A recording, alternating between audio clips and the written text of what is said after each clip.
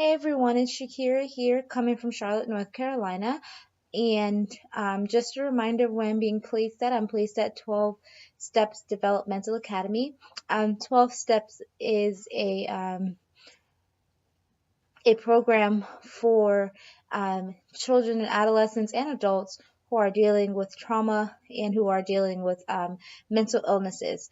This week, I was able to do individual therapy, I was able to do group therapy, and I was also able to do my first treatment plan with this agency. Doing the treatment plan with this agency, it kind of reminded me of where I was in Huntsville, but I also was able to see the differences between the two treatment plans. Here in North Carolina, things are so much different as far as the acronyms and as far as the paperwork and things like that. So I'm really getting used to learning how to um, decipher between the acronyms and decipher between which plans to use. Here at my agency, we also use PCP plans. And I think I spoke with you guys earlier this month about person-centered plans. I was able to do one of those this week as well. We did get a new patient in our office, and I was able to also supervise my supervisor or observe my supervisor do an intake. So this week was pretty busy for me, still learning how to do different things and um, learning how to do things myself. Also, this week I was able to, as I stated before, do group therapy. Group therapy this week was very interesting because we did have a person join our group. So I've been doing groups ever since I've been interning with 12 Steps, and so I've kind of formed a bond between or professional relationship between myself and the clients there. So it was a little bit more difficult for my clients to open up this week just because we had a new person who can't come in.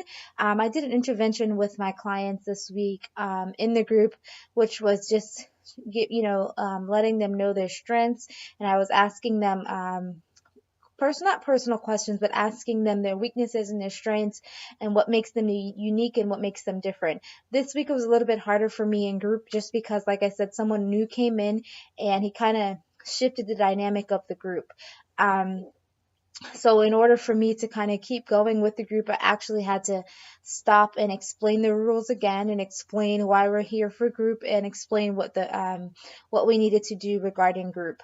So I guess my question to you guys is, have you ever I know a lot of you guys are doing groups, or some of us are doing groups. Have you guys had any new members come in for your groups? And if so, how did you um, fix that, or how did things work out with a new member coming in? I know for me, like I said, it has been difficult this week just because somebody new came into the group, and that person was actually kind of taking over the group, or was kind of talking over me, all over myself. So I did find it a little bit harder, and it caused the other ones to shut down.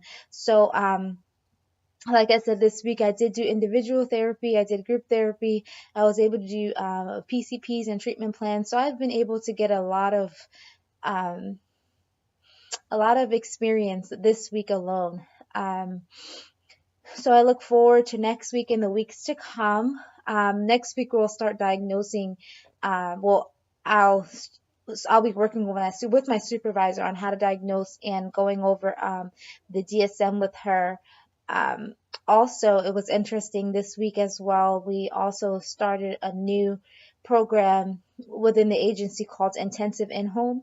I'm not sure if I'll be able to work with them or go in to shadow that side of it, but I did think that was pretty cool. They did start a new program, Intensive In-Home. So this week, like I said, has been an interesting week for me. Um, and I look forward to hearing what you guys think about, like I said, someone else coming into the group and kind of shifting the atmosphere. Hope you guys are having a good week.